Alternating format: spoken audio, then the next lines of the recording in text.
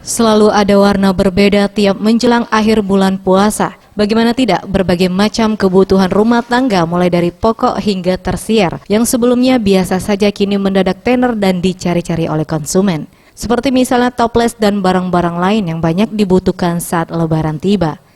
Salah satu toko pecah belah di kawasan di Jalan Diponegoro, Kecamatan Bukit Kecil, Palembang, yakni Kedaung Tablet Top Palembang, merupakan salah satu toko yang tidak pernah absen dari pembeli saat menjelang Ramadan dan Lebaran. Supervisor Kedaung Tablet Top Plaza Chandrawati mengatakan, H-10 menjelang Idul Fitri biasanya lonjakan pengunjung toko dapat terlihat dengan banyaknya pelanggan yang memburu barang pecah belah.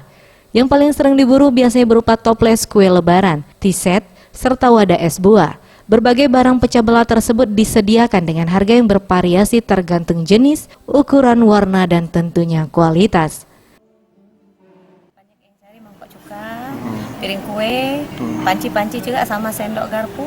Banyak yang cari. Untuk sekarang sih, kalau kemarin kan awal-awal banyak yang cari parcel, kita kan menyediakan pick-up yang harganya nggak terlalu mahal, harga dari kisaran harga 90.000 sampai 390 untuk ini t-shirtnya yang lengkap sama teko.